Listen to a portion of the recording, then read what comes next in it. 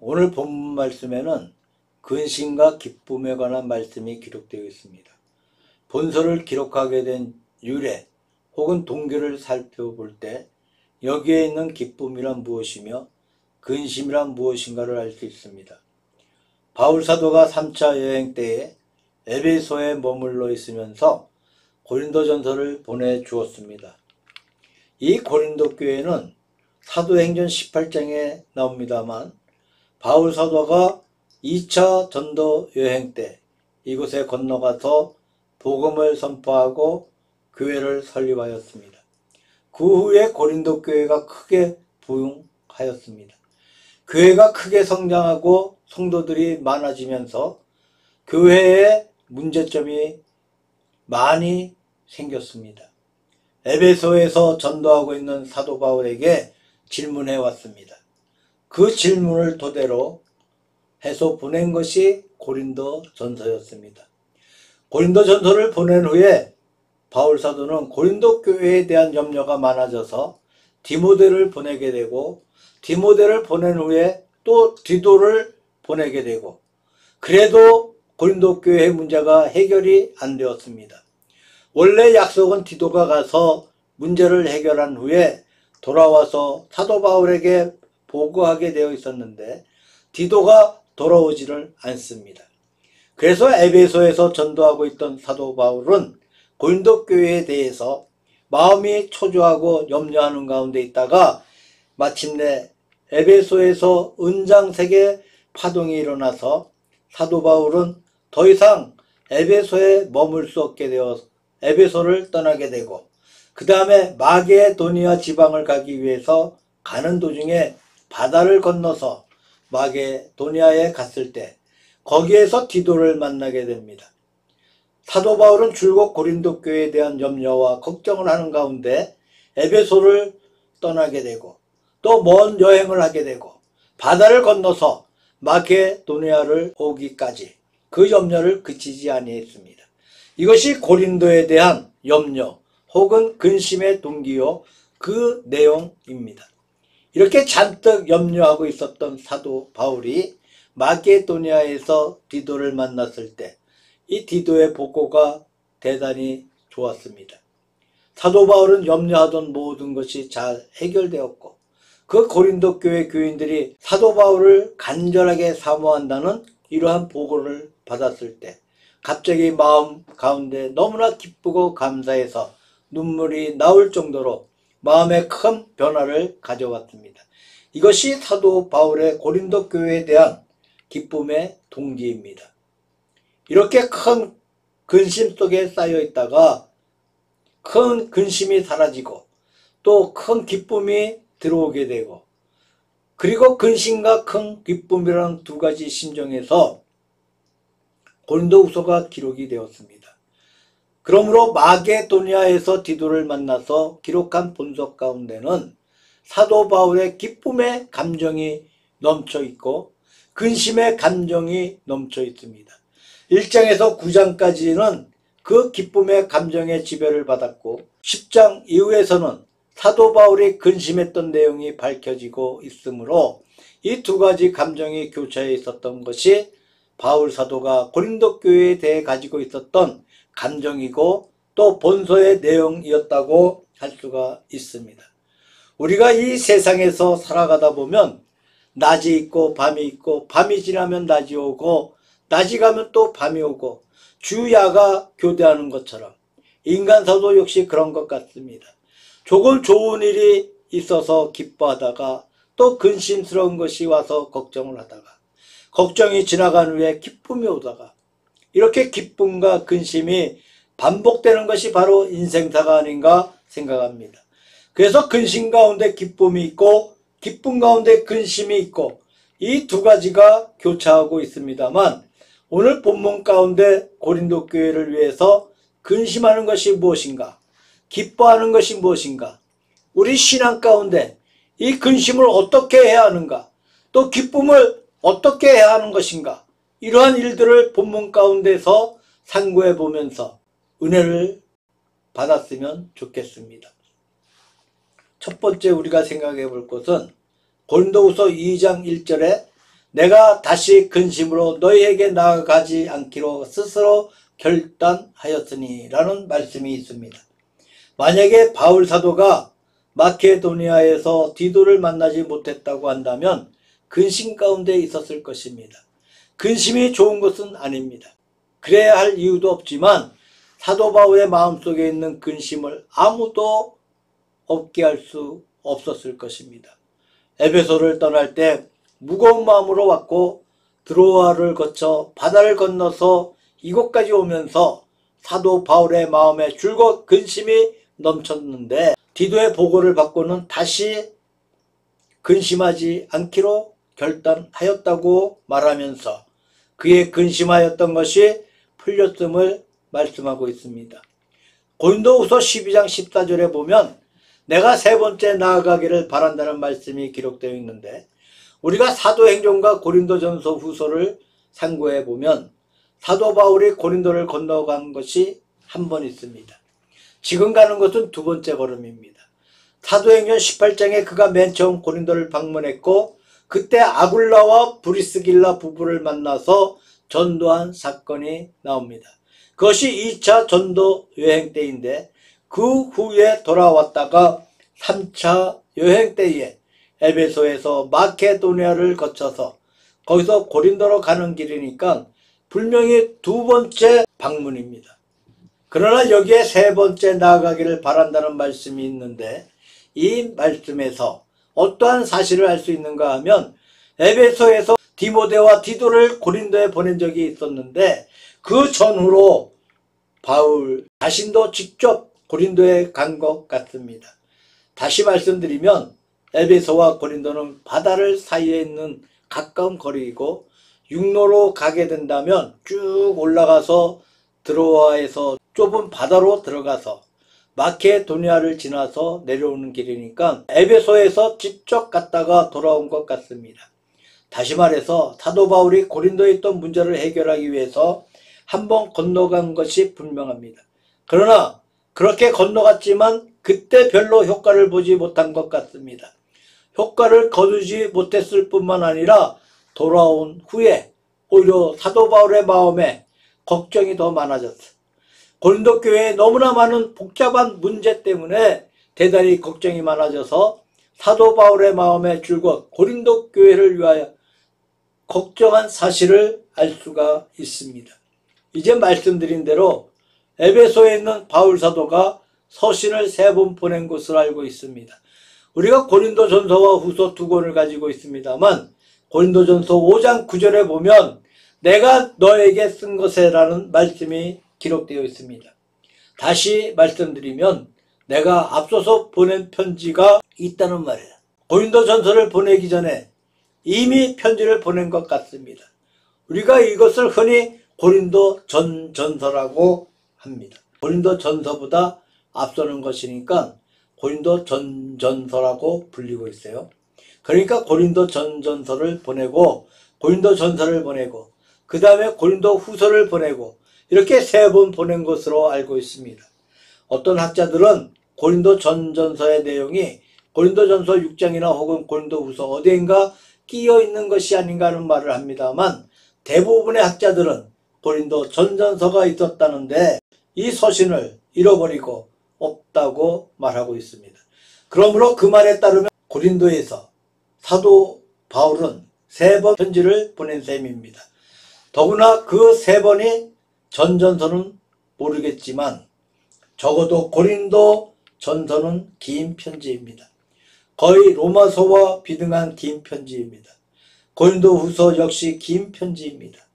사도 바울이 기록한 편지 가운데 짧은 편지들이 많이 있는데 빌립보서와 고릴로새서 같은 것은 불과 4장밖에 되지 않고 디도서 같은 것은 석 장입니다. 빌레몬서는 불과 1장입니다. 이런 짧은 서신도 많았지만 두 서신은 우리가 가지고 있는 것만 해도 상당히 긴 편지이고 거기에 참작해서 고린도 전전서까지 있었다고 하니까 상당히 긴 편지를 보낸 것이 바로 고린도라고 할 수가 있습니다. 그러면 무엇 때문에 디모데를 보냈습니까? 고린도전서 4장 17절에 보게 되니까 디모데를 보낸 이유가 나오는데, 고린도 성도들이 물은 질문을 편지로 대답하는 동시에 직접 사람이 건너와서 바울의 의도를 따라 문제를 해결하기 위해서 디모데를 보낸 것 같습니다. 그러나 디모데는 성격이 대단히 온화하고 적극적이 아니고 경건한 사람입니다. 별로 행정적인 수단이 없었던 것 같아요. 그래서 디모데가 갔지만 거기에서 별로 효과를 거두지 못합니다. 그래서 그 소식을 듣고 디도를 또한 보냈습니다. 이 사건은 고린도후서 8장 16절에 기록되어 있습니다. 디도는 디모데보다 훨씬 더 능력이 많은 것 같습니다. 디도서와 디모데전서가 바로 바울 사도의 목회 서신에 속합니다. 바울의 제자 가운데 유력한 제자입니다. 그래서 디도가 건너가서 문제를 잘 해결한 것 같습니다. 또 사도 바울 자신도 건너갔습니다. 이렇게 3번씩이나 긴 편지를 보내고 또 자기의 제자를 연달아 보내고 또 자기 자신도 중간 방문을 해서 3번이나 건너갔어요. 참으로 사도 바울이 힘을 기울인 교회라고 할 수가 있습니다. 신약성경에서 나오는 어떤 교회는 사도 바울이 전혀 가지도 않았는데 너무나 잘된 교회가 있습니다. 예를 들면 골로새 교회는 사도 바울이 한 번도 가본 적이 없어요. 그런데 사도 바울의 기도 가운데 아주 큰 교회가 되었고 유력한 교회가 되었습니다. 여기에는 빌레몬이라는 아주 유력한 장로가 있었는데 그 부인 아비아와 그 아들 아기뽀가 협조해서 교회를 잘 이루었습니다. 예를 들면 라오디게아 교회, 히에라볼리 교회, 이런 교회들도 사도 바울이 가보지 않은 교회에 속하는데 역시 큰 교회가 되었습니다. 라오디게아 교회는 나중에 요한계시록에서 책망을 받기는 받았지만 하여튼 요한계시록에 나오는 대표적인 7교회 가운데 하나로 들어가는 교회이므로 유력한 교회인 것이 사실입니다. 이것도 사도 바울이 한 번도 가보지 못한 교회예요.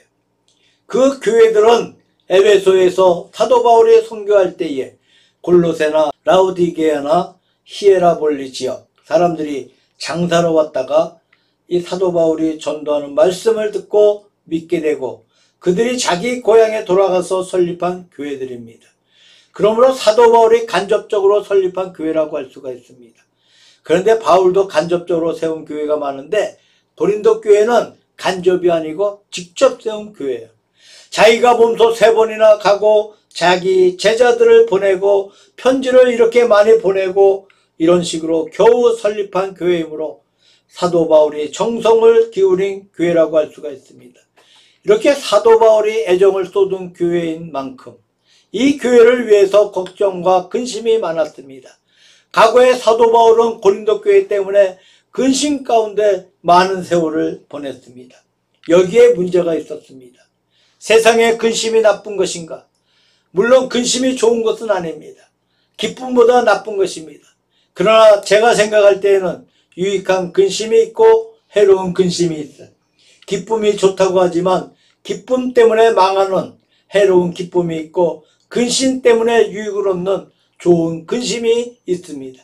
다시 말씀드리면 근심 자체가 나쁘고 좋은 것이 아니라 어떤 종류의 근심인가? 그것이 문제입니다.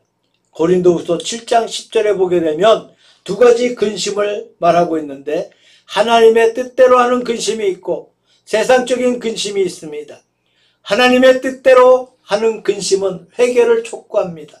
구원받음으로 해가 될 것이 없지만 세상적인 근심은 죽음을 향해 가는 것이니까 그야말로 해로운 것이라고 할 수가 있습니다.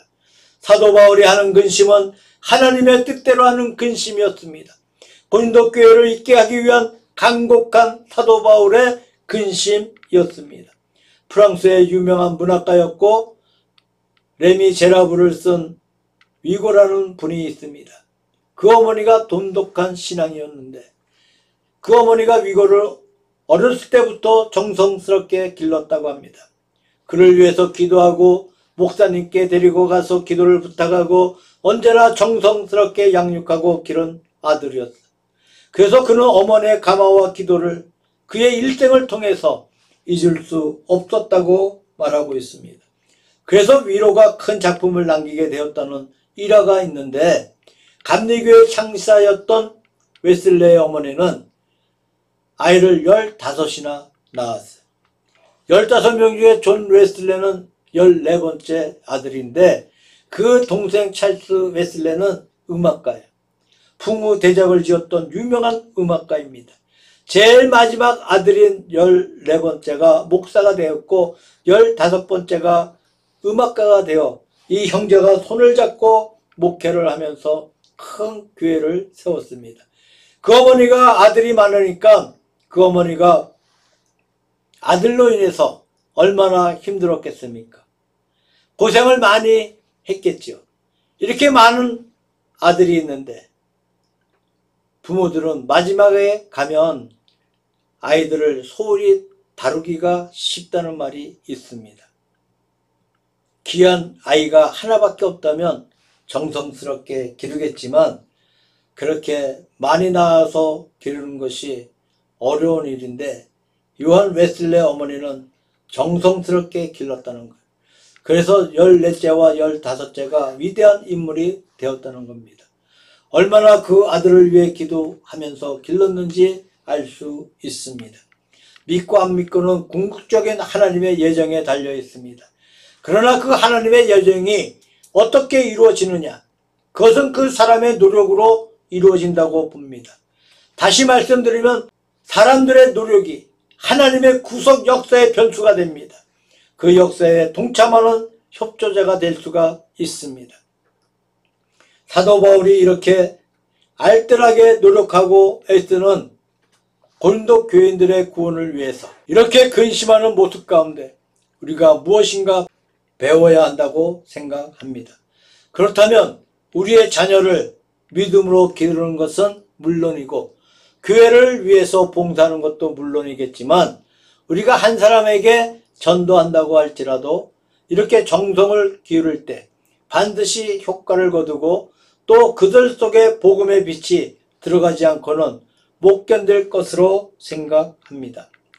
두 번째로 이렇게 사도 바울이 고린도 교회를 위해서 근심한 각오를 말하고 이제부터는 근심하지 않겠다고 말하고 있습니다.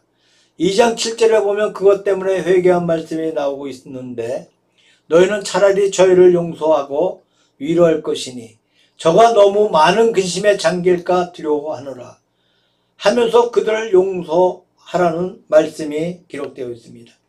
고린도 교회에 많은 문제를 일으킨 많은 방해자들이 있었습니다. 이 방해자들을 용서하라는 말씀이에요. 사도 바울은 단순히 근심하지 않겠다는 정도가 아니고 더 적극적으로 용서하겠다고 말씀하고 있습니다. 근심하지 않는 것은 소극적인 행동입니다. 그러나 용서한다는 것은 적극적인 행동입니다. 고린도 교회에 문제가 있는 것을 더 이상 근심하지 않는다는 데서 끝나지 않고 더 적극적으로 나아가서 그들을 용서하겠다고 말하고 있습니다. 예수님의 산상수훈에 보게 되면 이런 말씀이 있습니다. 악한 자를 대적하지 말라. 누구든지 오른밤을 치거든 왼편도 돌려대며 라는 유명한 무저항주의를 가르치는 말씀이 있습니다. 사도 바울의 말 가운데 고린도 교회에 대하여 단순히 근심하지 않기로 했다는 소극적인 교훈으로 끝나는 것이 아니고 더 적극적으로 나아가서 방해자를 용서하라고 합니다. 용서하라는 것은 사랑하는 것입니다. 예수 그리스도의 교훈을 반영하는 것입니다. 이렇게 해서 사단의 쾌계에 빠지지 않도록 하라고 말씀하고 있습니다. 11절에 보면 이는 우리로 사단에게 속지 않게 하려 함이라. 우리가 그 쾌계를 알지 못하는 바가 아니로라 라고 말씀하고 있습니다. 미움과 갈등이 있는 곳에 사단의 시험이 있습니다. 교회에 어려운 문제가 있는 것입니다. 단순히 참고 지나는 것이 아니고 속으로 용서하고 마음으로 그들을 사랑하는 여기에 십자가의 도리가 있다고 생각합니다. 상대를 용서하고 축복하는 여기에 아름다운 성도의 모습이 있는 것이 아닌가 생각합니다. 세 번째로 성도의 아름다운 교제 가운데 나오는 것이 기쁨입니다. 근심에서 회개하고 용서하고 그 다음에 기쁨이 있습니다. 교회의 기쁨과 근심 사이에는 큰 다리가 있는데 반드시 건너야 할 다리가 있습니다. 회개와 용서의 다리입니다. 이 다리를 건너가면 큰 기쁨이 들어오게 됩니다. 회개하지 않는데 기뻐하는 것은 참 기쁨이 아닙니다. 회개하지 않았는데 참된 용서도 있을 수가 없습니다. 하나님은 용서하기를 기뻐하지만 회개하지 않는 사람을 용서하지 않습니다. 회개하는 자를 용서하는 것입니다. 우리가 기쁨을 얻는 것은 회개하여 얻어지는 기쁨이지 회개하지 않고 얻어지는 기쁨은 아닌 줄로 생각합니다. 세상 사람들 사이에서도 교제의 기쁨이 있습니다. 옛날 에피큐리안들은 인생의 행복 조건이 바로 사람과 친구지간의 교제에 있다고 생각했습니다. 세속적인 교제가 무엇이겠습니까? 술을 마심으로써 피차간의 문제를 해결하고 서로 기뻐하고 끝나버리는 것입니다. 그것이 참된 해결이 될 수 있겠습니까? 어떻게 보면 해결된 것처럼 보일 수도 있습니다. 그러나 피상적인 외부적인 해결입니다. 세상적인 기쁨은 피상적이고 외부적인 것입니다. 참된 신앙의 기쁨은 그런 피상적인 것이 아니고 마음속에서 우러나오는 중심적인 기쁨입니다. 이것이 바로 성도의 기쁨이라고 할 수가 있습니다. 이 기쁨이 어디에서 오는 것입니까? 하나님께 회개하고 용서를 받을 때 용서받은 성도 간의 교제가 있습니다. 이 교제 속에서 참된 교회의 기쁨이 있다고 생각합니다.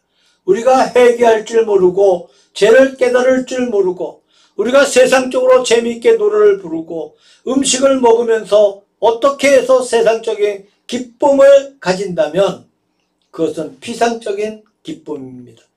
그것은 오래가는 기쁨이 아닙니다. 외국의 부흥사 가운데 빌리 산데이라는 부흥사가 있었습니다. 무디와 복음가는 큰 부흥사였습니다. 큰일을 많이 했습니다만 빌리 산데이가 일생을 통해서 모든 성도에게 권면하고 자기 자신이 늘 실행했던 세 가지 신앙의 비결이 있었다고 합니다.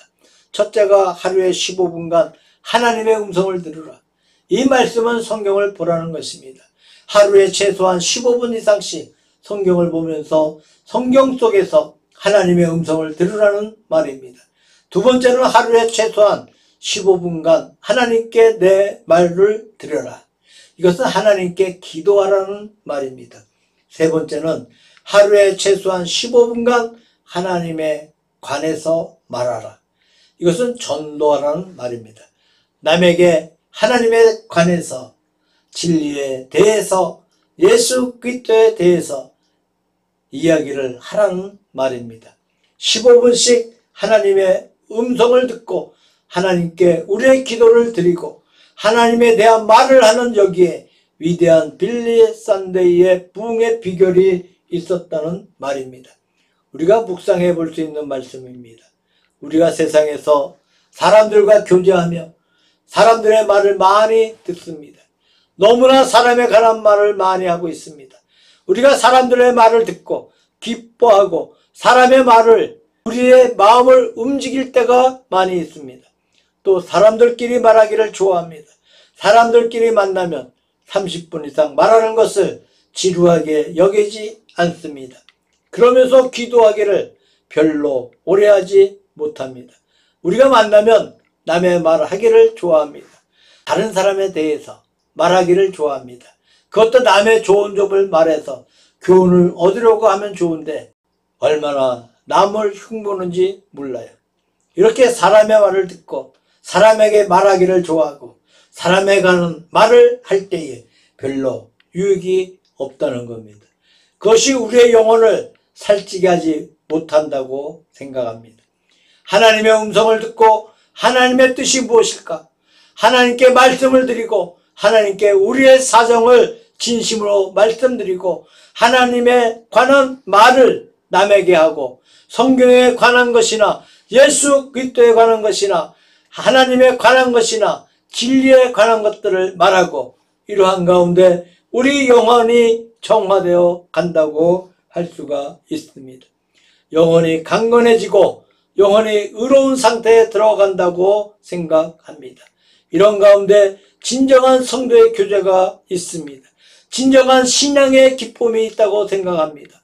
사도 바울은 고린도 교회를 위해서 올바른 근심을 했습니다. 그들이 올바른 믿음을 가지도록 근심한 것입니다. 사도 바울은 고린도 교회의 올바른 회개와 용서를 권장했습니다. 그래서 회개와 용서의 강을 건너가서 교회로서 진정한 기쁨이 넘치는 교회가 되었습니다. 우리 교회가 이렇게 되어야 하고 우리 개인도 이렇게 되어야 한다고 생각합니다.